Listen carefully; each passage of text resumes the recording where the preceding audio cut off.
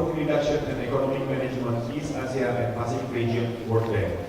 Mr. Sudhir, please, and Mr. Hamid Rashid, Senior Advisor for Macroeconomic Policy in the Department of Economic and Social Affairs of United Nations or UNDESA, and Professor Iman Jaya Aziz, Head of ADB Office of Regional Economic Federation, or oleh. Professor, please. And I will now invite our distinguished moderator to the stage, Professor Renal Kasali. Professor, please. Ladies and gentlemen, Mr. Renal Kasali is a professor of management science at the Faculty of Economics, University of Indonesia. He completed his PhD from the University of Illinois. He is also the founder of Rumah Perubahan, or House of Change, a foundation to provide training and conduct social activities in three areas: education, social welfare, and the environment. Through this foundation, we want to make a real and significant changes for social welfare. Professor, we have time until 6 p.m. Thanks, is yours. Okay, thank you very much. Good afternoon, everyone. By participating in this international conference, I believe that we have raised the so-called phenomenon, the middle income trap. Now, on the last session, we believe that we have something in our mind. How do we move on to tackle this problem? So we have discussed about the theory, the practice, the cases, also the study about the nations that is trapped in the middle income level. Today we have about 6 people to participate in this discussion. We don't talk about problem to problem and cases of cases, but now we have moved on to the philosophy, the vision, action. How do Indonesia leave the middle income trap? How do we tackle this problem? As maybe most of us heard about what Kennedy said in the year of 1961.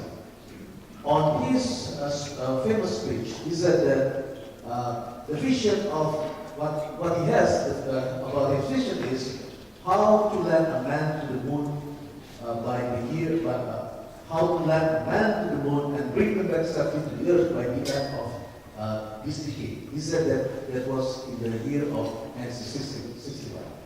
At that time, when people asked, why do you do that? And Kennedy said that there are 2 reasons. The first one is because we don't want to see Russia to see us from their back. They don't want to see Russia to be there and then US is still here. And the second one is that by creating that situation, the nations can be better off rather than just doing a simple one. So he believed that it was very hard, but because a nation, those only nations that want to do the hard thing, then they can break through. They have a breakthrough for the next level. And that was true when the world see that the technological development in the US moving forward. They have the technology, aerospace, and etc., and moving other industries in that society. So today, in this session, we will discuss how do we create the breakthrough. And because we have 6 people to present, why don't we start with a short remarks by Bambang, the point of view of government. How do we see the future and how do we break through this trap? Bambang, please. Thank you, Bharana. I believe the issue of the income trap need to be socialized, need to be disseminated among not only people but more importantly the policymakers. So I believe starting from now, and of course not only in the next 5 years but also the next 15 or 20 years, we need to make this issue of the income trap as, I would say, common enemy. Common enemy for, of course, everybody.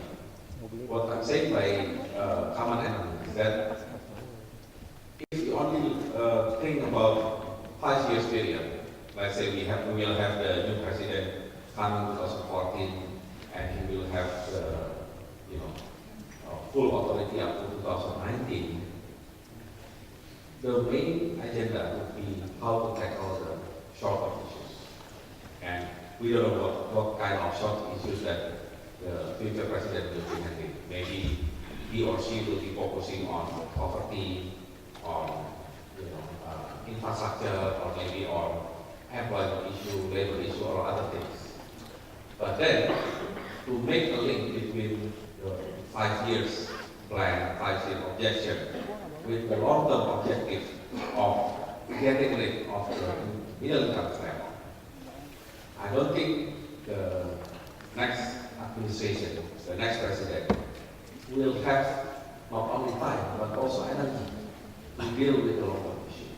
But if we can create the awareness, this middle income trap is our common enemy, then hopefully, of course, we cannot do the prediction right now, but hopefully any president coming in the 2014 will take part, at least in the first 5 years, what he or she will do in terms of getting rid of middle income trap, rather than just focusing on the short-term objective. I think that would be my starting remarks right now. Thank you, Pak Bambang. So the common enemy is the threat, right? Okay. I want to get an insight from Pak Luki. Pak Lukita, can you tell us, or maybe you have ideas about the situation in the middle income for people in Bali, for example? I just talked with several people here. They said, what's the problem with the middle income? We are happy with the condition of the middle income. So, do you agree with Pak Bambang that middle income can be a common enemy for the next government? Please, Pak. Thank you, Pak Bernard. First of all, this is my first time being here, and thank you very much to be invited to be here. I'm honored to be here, and again, I share, I fully agree with what Pak Bambang said. That middle income trap is our common enemy. It's not only 5 years, but this is our real problem, because we cannot solve the problem. Getting out from the middle income trap, yes, but we have to be ready to start from now in order to move out from this middle income trap. And you mentioned about why we need to get out from middle income trap. Just imagine if you are a sandwich. The sandwich itself is very delicious, but if you are in the middle, like the content of the sandwich, that's not. You don't feel comfortable to be there, so you won't do it. So this is the thing that as a country, we have to, what Bambang said, that we have to educate people, educate our leaders, all stakeholders, that it is important to think from now that we have to get out from this income trap. Because if not, then, yes, this is the experience what we see from other countries. They are trapped. They cannot move out, and while somebody else already moving up. So this is not good. And for Indonesia, who we are very much heterogeneity. We are very big country. So certainly we want to also keep Indonesia united and prosperity, so very important to make it middle income trap is a common enemy, and we have to do something as soon as possible to really make an effort. And maybe this is not yet the solution, so I just stop there. Okay, Pak Luki. We also have a speaker from the central bank, Pak Doni Budiwaluyo.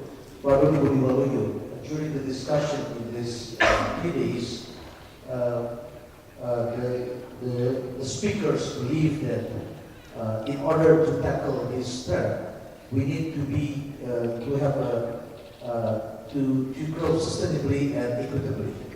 So what is the monetary policy that you think is good to tackle this threat? Thank you. From the monetary perspective, I think the point here is we are dealing with the demand side policy. Everybody knows that the monetary policy is just addressing the demand side. Since we are using only the monetary policy, interest rate, as well as the conventional policy. If we want to have sustainable growth, that's first. Then I will say stability of growth, stability of price, stability of including exchange rate is must. Because that's prerequisite for growth able to grow sustainably. Then the problem is whether central bank able to to give solution for the issue of the structural on the issue of the supply side area. I think that's the one that we want to have a kind of a coordination with the government, with the all related agencies that deal with the real sector. Since central banks under the law, BI law, we are not able to extend the loan to the real sector. That's the problem that we are not able to finance directly to the economy. But still, I think central banks able to jump to the real sector, to have a kind of such policies that directly able to push the growth coming from the supply side. That's I think part of the banking regulation. We know that some of our regulation in the banking sector asking for the banks able to give a loan to the small, medium enterprises. That's part of our part, not only to the sustainable growth, but also to the equitable growth. So that's the point, I think, the one that we want from the central bank side. We want to ask again and again the coordination, the mixed policies between monetary, fiscal, and the real sector to have, again, we have to avoid from the trap. If we talk the middle income trap, I think we're talking most of the time, from time to time, talking about the structural reform.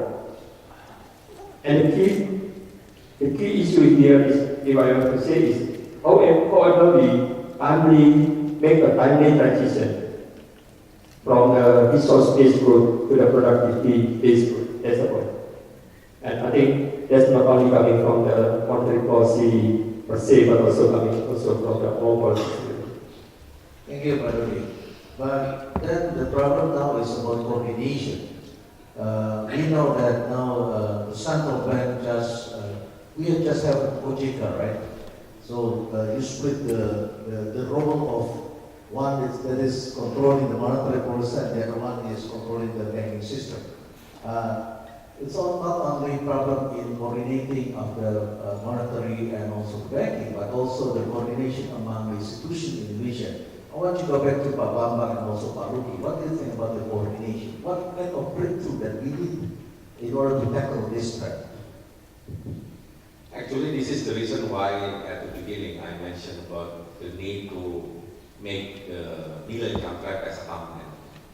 Because if we treat this as a common enemy, as a common enemy, then the coordination not only between monetary authority and fiscal authority, but also coordination, for example, among the institutions within the government becomes a must-do situation. I think there's no other way that we need to do the coordination. I believe each of the monetary authority as well as fiscal authority and all the line ministers, they already have, I think, capable people. They already have, a good policy tools.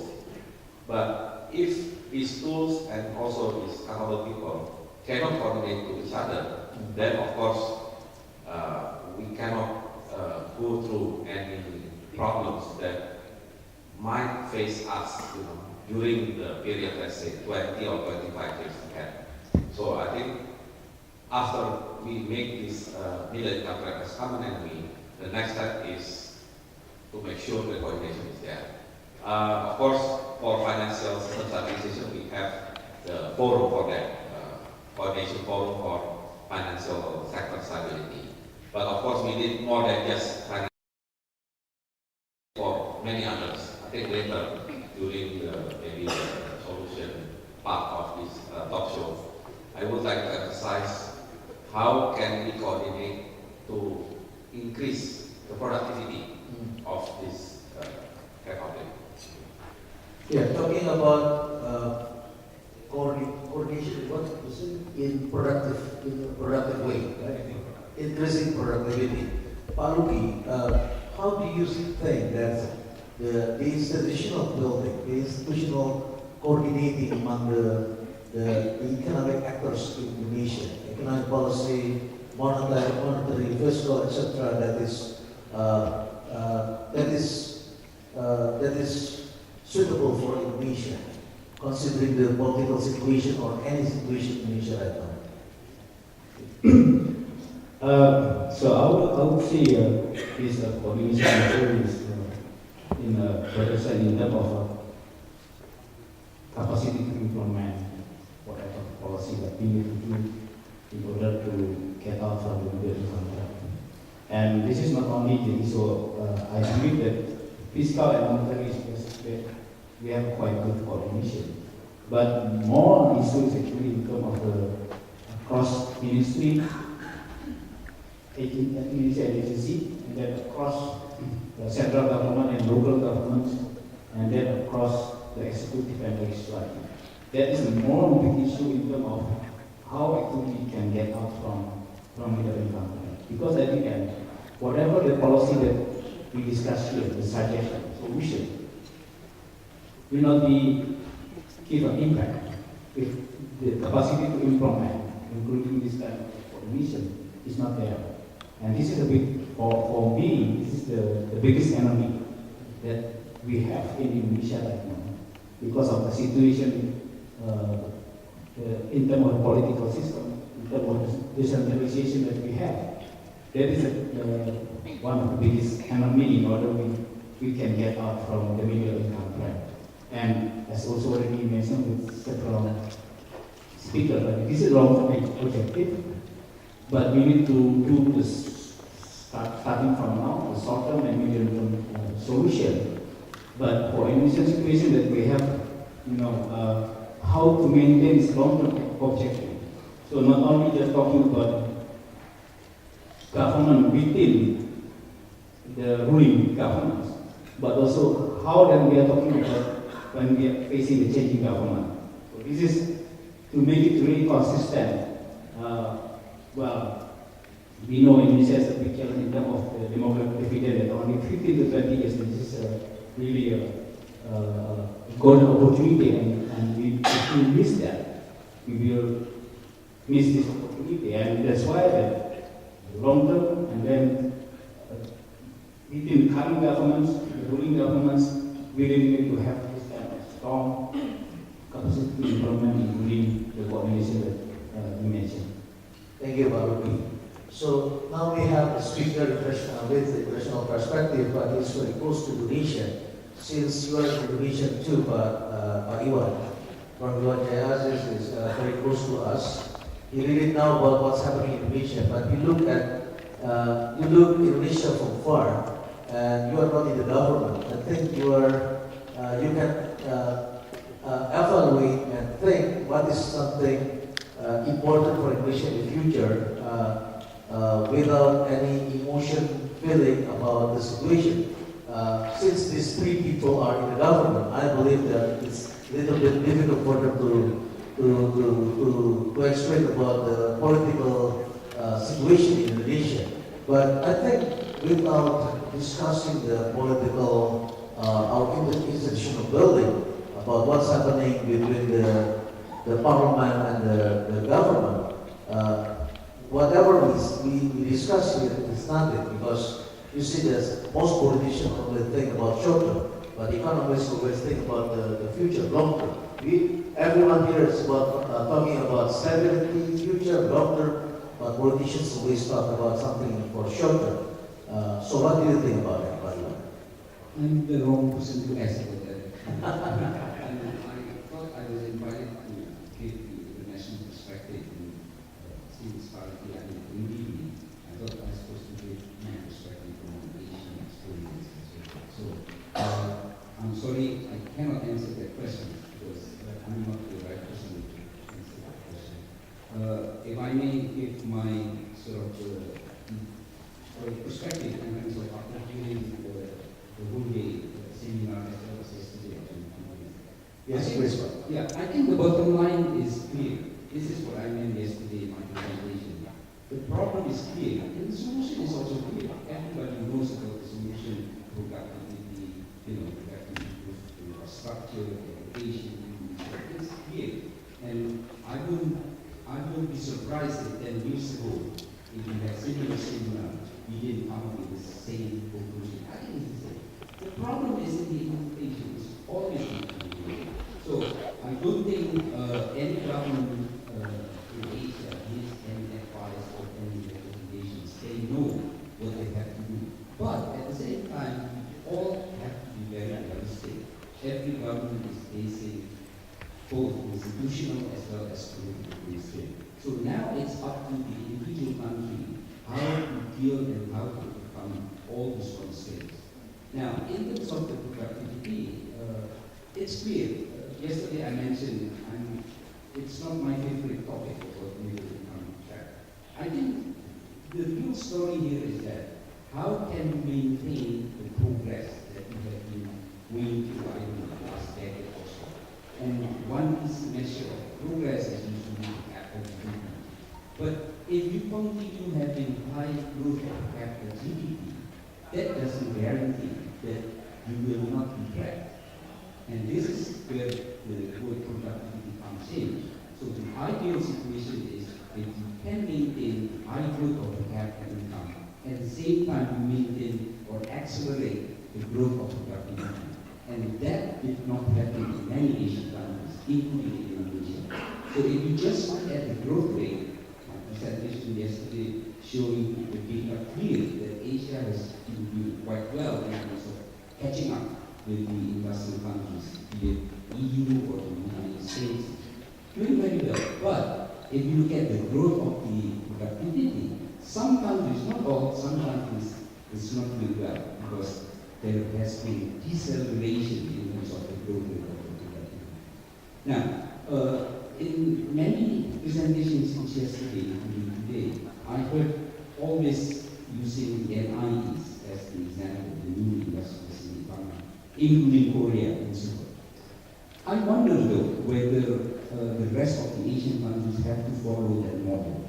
Now I know I may sound controversial here because everybody said that we have to follow the way they innovate and so on. As I indicated yesterday, if you measure and you decompose the productivity, there are two types of productivity. One is within industry productivity, and the second is structural change, which many people have been talking about. What we are aiming at is really the structural change. Let me say a few words about Korea. I know we have a colleague from Korea here. But if I look at the Korean model, I don't think, especially in Indonesia, I don't think Indonesia should follow that model. What happened in Korea is that they are doing fantastically in terms of improved productivity in particular sectors. Now, it so happened that that particular sector is dominating the economy, and I'm talking about the big players, chaebols. They are doing fantastically. But because their share in the national economy is big, as a result, the national productivity is also showing improvement. But is that the models that we want to follow? That is, you rely on only particular sectors doing very well, and that particular sector, by the way, owned by particular people, dominating the economy. I don't think that's a model. So I think the bottom line is we need to improve productivity, but most of the time what we need is to be spread out. I use the term diffusion. So So in other words, you won't improve productivity through the term that has been used, structural reform, structural change, not improving productivity only in one or two sectors or one or two players. So yes, I think we all agree productivity is the key word. But what kind of productivity? Because you don't want to improve only one or two players, especially if this one or two players have a close connection with the ruling party or ruling government as well. It has to be spread out. And that leads to another point which is very important, and I'm glad many people discussed since yesterday. In income inequality. You know, Asia has been doing fantastic, quite well, even during the GFC, during the global financial crisis. But I tell you, the export in this region, in Asia, the income inequality, everywhere, no exception, everywhere income inequality has been worsening. Now, I mean, speaking about being a threat, I think I prefer to be a threat as long as that social issue, potential social problems is not there. Rather than growing fast, but the inequality problem is worsening. I mean, I cannot make any prediction, but to me, that's more worrisome in terms of sustaining the high growth, whether you call it middle income trap or whatever term that you use. But that's simply what others do in terms of Asia or experience. Thank you very much. So you are talking about implementation and also the structural change that is needed in order to have sustainable development. Pak Sudir Shetty, what do you think about the discussion that we have about coordination and also the productivity that we discussed? What do you think that Indonesia needed in order to tackle the problem? Thank you very much. Well, first of all, I've learned an enormous amount over the last 2 days, both about the challenges that Indonesia faces, and unfortunately for me, that I was studying in Washington, not in Jakarta. My colleagues who work at the World Bank in Jakarta are in Washington. But one of the first thing I want to say is I very much agree with the way that both Pak Rahman and Pak Sudir framed it, which is, I think the way to think about it is as a common goal. And therefore, I think it's an antidote to complacency. I think the risk of countries with middle income is to feel like they have succeeded in development. And clearly they're not, because yesterday my colleague the other talked about some of the data on poverty, but more fundamentally about poverty and the poverty challenge that remain in Indonesia, whether you look at dollar a day, whether you look at $2 a day, and more importantly, when you look at people, how close they are to the $2 a day. And then the point that Babuwa was talking about inequality.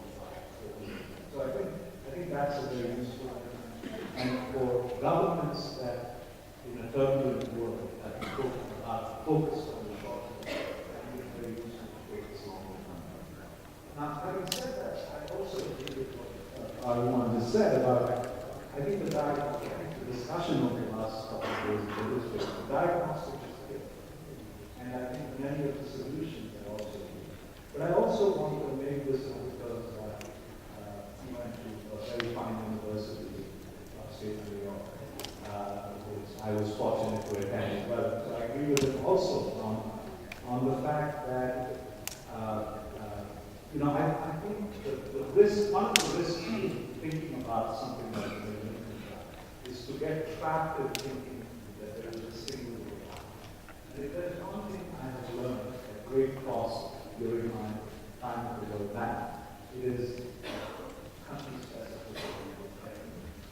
And I agree very much that, I think what countries obviously need to do is to look at other countries and to learn the lessons. And they can draw those lessons from a range.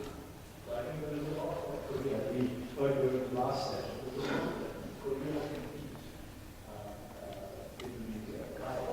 How do you do that? And the point that my colleague, as well as other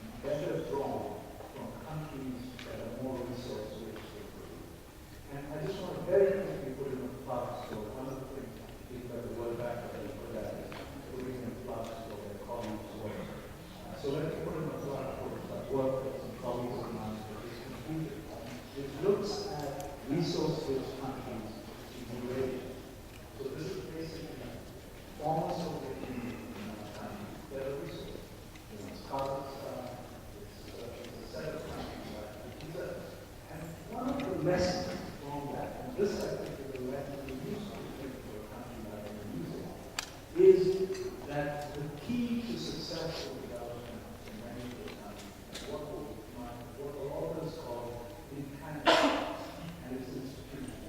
Now we all talk a lot about institutions, so it's important to be precise about all that. And what we're saying in particular, and on the basis of analysis, is the kinds of institutions that are important to the are one, institutions to manage resources. Right? Because that's where the bulk of the money is coming. It's got to find ways to manage that. Second, it's institutions to deliver services to the population. I think this is, we talk about this a lot in the institutional context. I think that's the second one. That's good. And the third area is institutions to regulate business. And that's where we heard in one of the earlier sessions, where we saw where Indonesia ranks in terms of doing business. Now we can argue about whether the doing business indicator is accurate or it's inaccurate. The fact of the matter is, there is no reason for Indonesia to be 100% on that indicator. In the world, that is a competition. So those are the kinds of things that I would sort of point Indonesian policy makers toward to come back to the challenges that we put up. Thank you, Sudhir.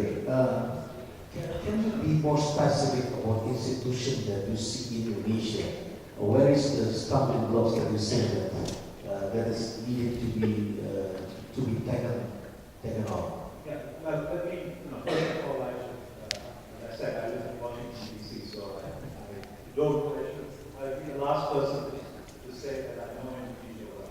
But from what I've seen, and from the work of my colleagues who are much more familiar with it, I think, and this relates also to the concept as far as I think the serviceability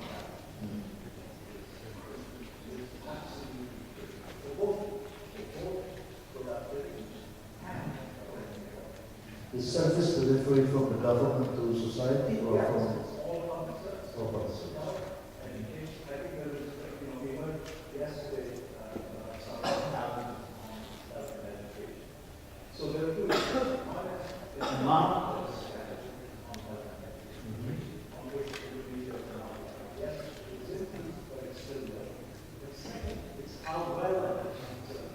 I think that one actually translates into our,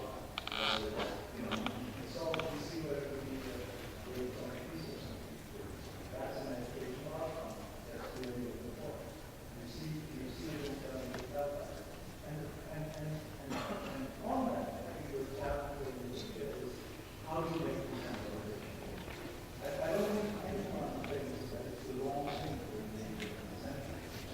I come from countries as large and frankly, for countries of this size, you cannot have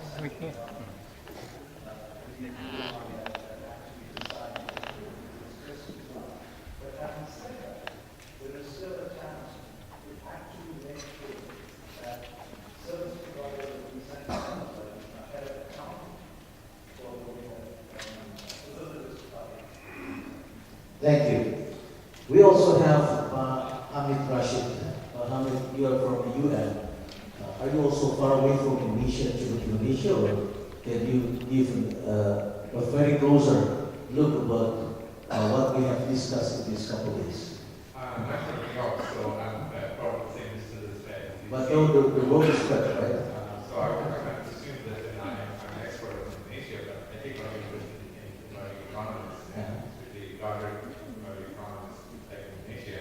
I think the key takeaways for us from the last few days of my discussion is that, of course, there needs to be great emphasis on coordination, policy coordination, diagnosis is there. And how do you do coordination? It's a great open question, and there's no easy answer to that. But one way to look, watch really quickly the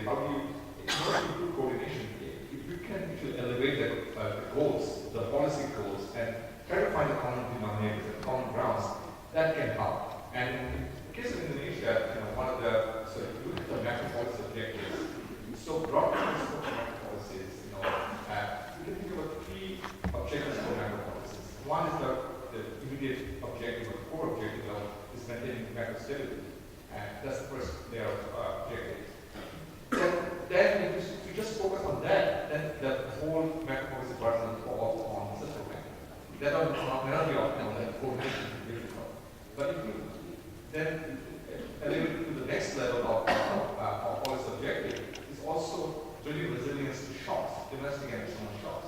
Their coordination that becomes easier. Nobody could say you wouldn't want to address shocks. Shocks, you need capacities, you need strong coordination for responding to especially for external shocks.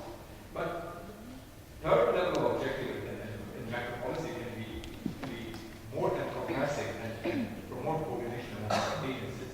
Is that how do we have this? How do we design macro policy to promote structural transformation? Because that is something that we often think that macro policy is not about structural transformation, but macro policy can play a very important role in promoting structural transformation. And we talked about it over the last few days. What do we mean by that? In my view, the structural transformation would mean that how do we move away from factor accumulation-led growth to more productivity-led growth? So this is I think, an key here. And then, what is the category? So how do we go from point A to point B? And the key challenge there is that I would identify one issue of inequality. Inequality can impede the transformation. And inequality, especially inequality in access to education, healthcare, and so on and so forth. And there, the question would be, how do you address that inequality to address productivity constraints, and then ultimately to accelerate structural transformation? Here, we have to do the macroeconomic policy tools. And we cannot just rely on one particular policy instrument, like policy rate or interest rates, to broaden the scope of, as you broaden the objective of macro policy, you also have to have larger tools where you have to rely more intensively, not just on policy rates, which can be a very good instrument to target stability, but looking at the broader macro-prudential tools. We can learn from the experiences of other countries. Again, there's no perfect proxy for Indonesia anywhere in the world, but you can probably find that working very well in very different contexts. The one issue of access is that inequality is the access to finance. How do you promote access to finance? What kind of policy should be in place? How do you reduce, in terms of promoting equality? What kind of options do you have? How do you finance your investment? If investment or finance reduces the access on wages or direct or indirectly, that can increase inequality. So I think these are the issues that need to be addressed in a way that link or connect all the dots. Because I think this is where policy coordination will be easier when you target higher goals like structural transformation, and then see if you can do one far better. Whether it's on the monetary side, what can be done, on the business side, what can be done. So that is an important role. But on the monetary side, especially on the macro-prudential side, what can be done as more institutions, Thank you. So, Ivan said that the problem is clear, the solution is also clear. But now the problem is how to implement it. Coordination, policy coordination. And Hamid also mentioned about structural transformation. So the economists need to work on a larger toolbox, right? So the problem now, if they ask you something like this one, who do you think need to lead the structural transformation?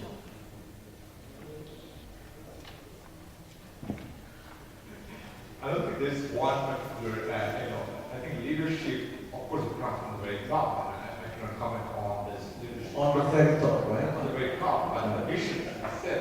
But then, it depends on which, part of the structural transformation you're addressing.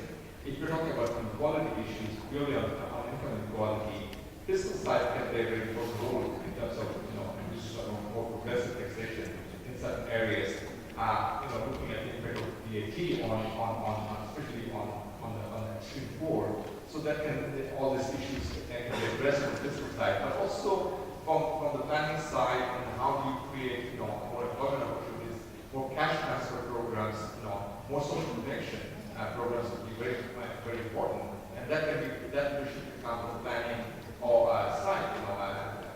I don't know exactly structure of the institutional structure in Indonesia, and also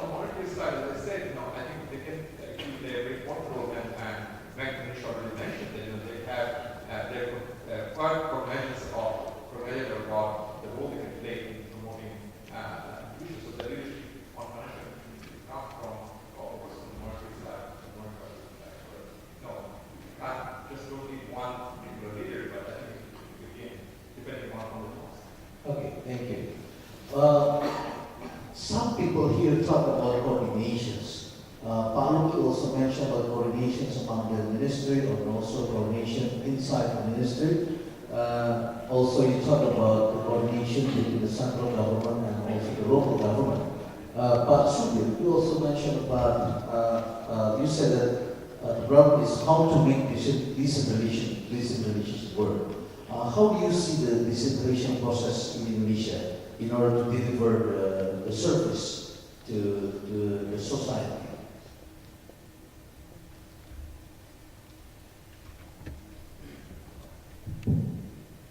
Well, what I see is great success in political decentralization. Right? So what you have is a very different contribution than what you had ago, which is good. And it's good in the sense that there is now political power that resides close to people. And now I think the question, though, is it comes back to the point I made about one of the things we know from service delivery, looking at service delivery across the world, is that you need accountability. One of the great stylized facts about service delivery is that there's very little association between how much you spend and the results you get. So countries like Singapore can spend minuscule amounts relative to other countries and be at the top of the research scores every year. And now that isn't, don't get me wrong, it isn't to say that money doesn't matter, but what it means is money matters only if there are ways to make sure it's well spent. And what I'm suggesting is that it is, again, the details of this is something that we need to work out. It is time to, and this I think is part of taking the long view. It is time to ask the question, how can we modify the decentralization framework in order that there is greater accountability for the money that goes around the system to the various levels of government? And how can people respond? Now, again, I think that the specifics came forward, but there are lots of lessons. But obviously, eventually it's political, whether that is grasped or not. But all I'm suggesting is that I think it is fundamental for many of the things that we've been discussing for the last couple of years. Thank you, Sudhir. Pak Bambang, I want to go back to you about the things that you said that we need to make the middle income gap as a common enemy. Is it the enemy for everyone, for every sectors in economy, or also in other sectors like in other economic sectors of the government in Indonesia? I think it needs to be a common enemy for everybody without exception, because again, we need a goal, and given the new political system in Indonesia, it is hard to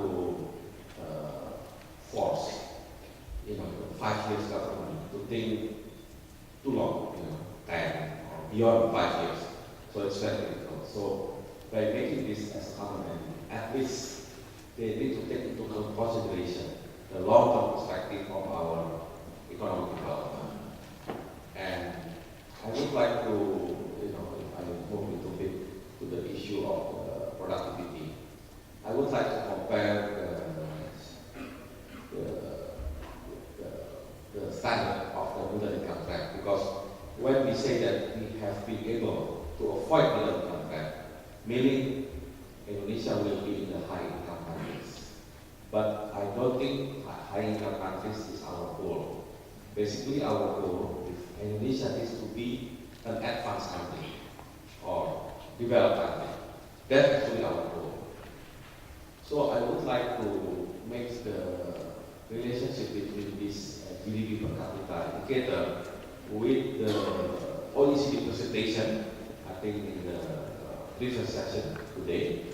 In OECD presentation, for example, they made a prediction that Indonesia will be, I think I will say comfortably, Indonesia will be a developed country by 2042. While our study using the assumption that with average 6% GDP growth every year, then Indonesia will be the high income country in 2031. So we can become high income countries much faster than we become the developed countries. The difference, when we look at the OECD presentation, actually they make definition.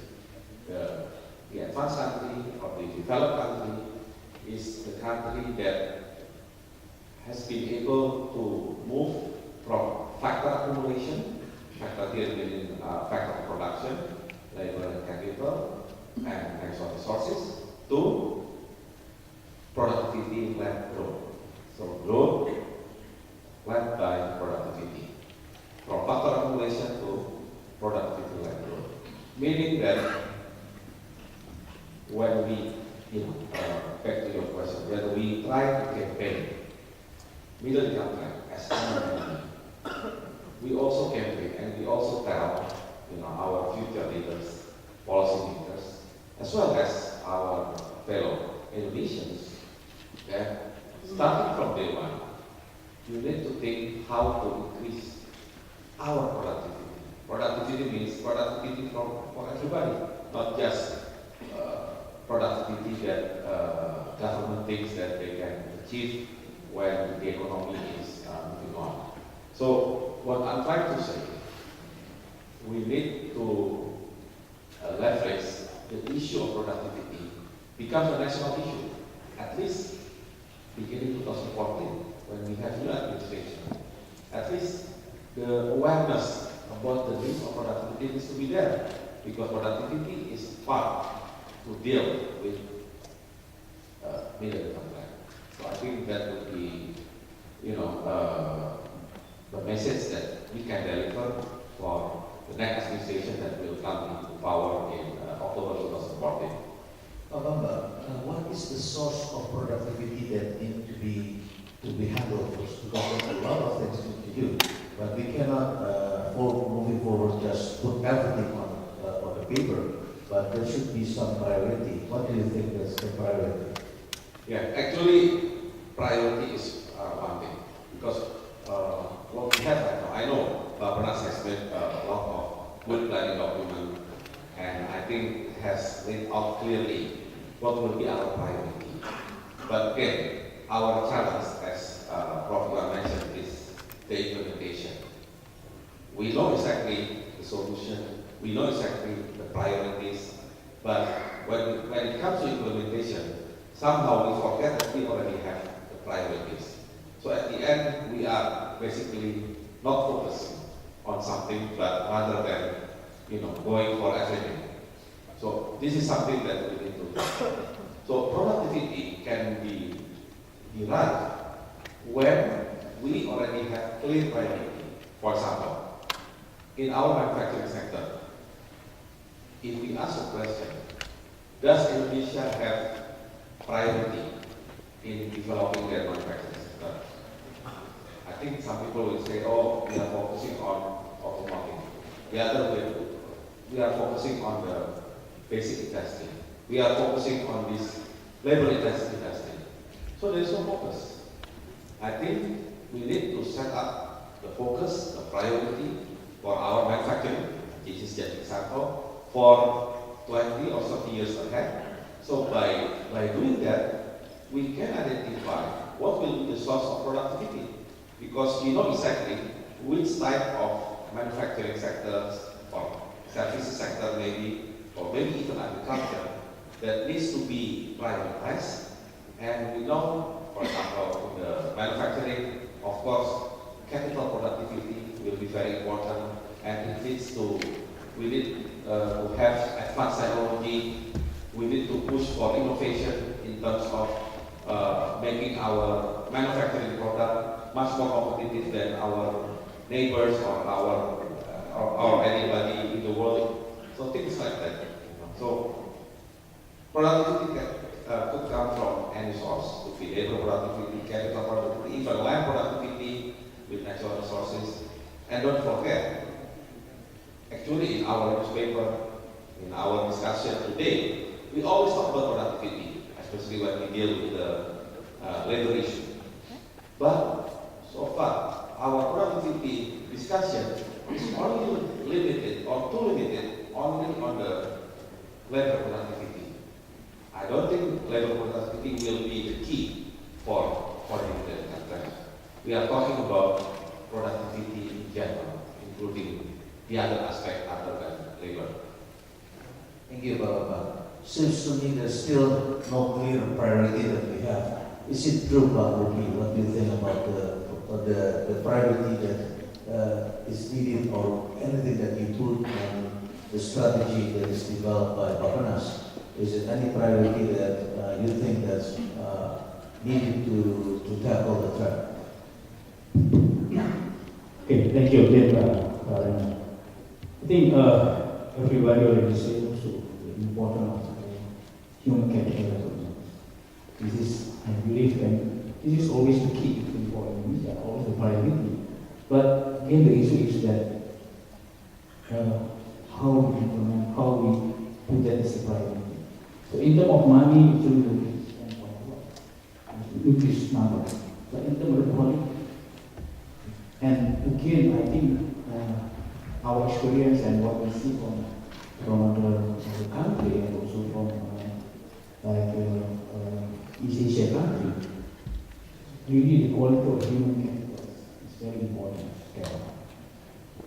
And the other one that I would like also to bring attention to really good task by Pak Bambang, but in the agenda of the seminar, I don't really see the importance of innovation.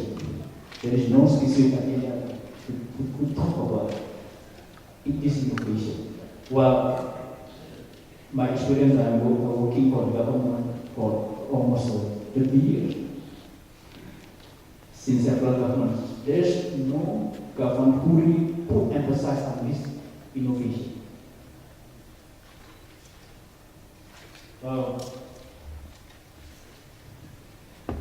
What I mean here is yes, human capital is very important. Sorry, the experience of these Asian countries, the one who graduated to advanced countries, they changed from imitation to innovation. That's the key. And for doing that, certainly moving from lower sector productivity to higher productivity sectors, really need the capacity to innovate. And we never really think on this in several, our planning documents or government strategy. First, for this one, we are talking about human capital, or we discussed the importance of having a property right. We know Indonesia is one of the countries that in terms of property right, we have. In terms of ICT development, telecommunication, information capacity technology, our program is very unique. Well, this is very important to disseminate knowledge, to get the knowledge and disseminate the knowledge. And then one of also the issue is the labor market reform. Our labor market right now, I believe we have a rigidity in terms of firing and hiring cost is quite high. So this is really making a situation where good people, it's not easy to move between sector to lower sector productivity to higher level productivity. And this is not easy because the law that we have right now in terms of this labor market, nobody would like to touch revising this labor law. And this is always, I think, be faced by any government. Because in order to hire workers, even this worker already do some criminal things, it's not easy because then you have to pay. And this is the situation, and this is really also will affect the issue of inequality. Because then the employer, they prefer to do a capital intensive industry. They, and this really is a very difficult issue for us, and I believe this is one of the things that's very important for us to move or to promote innovation. And then the financial incentive for doing innovation also is not there. In terms of fiscal incentive on R&D, I think this is just, we have just been there, having that. But if you are talking of venture capital, we don't have really a good venture capital instrument in order to promote innovation there. And if you are talking of institution, we don't have really a strong institution who really think about this innovation. For instance, my thinking that we have to merge the DG, Director General of Higher Education, with the Ministry of Education. That's because the behavior of basic education is different with the higher education.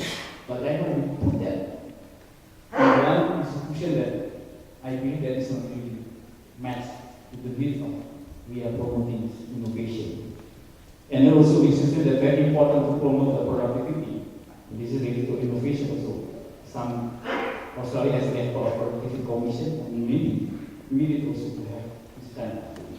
Because again, Pak Rana, you mentioned about the priority. I think human capital, innovation, this should be started from now on. We cannot wait because this is very long-term objective. But the problem again, government always thinking only 5 years. If we are talking this innovation, the benefit will be after 10 years. That's why this never been a priority for any government that we have. Maybe there are already statements, but the real implementation about this, I haven't seen that. Even also in terms of fiscal policy, to really giving incentive on government on this innovation, I think we haven't really doing a lot of work. So we need to change this in the next, starting from now, if possible. So the other one, infrastructure.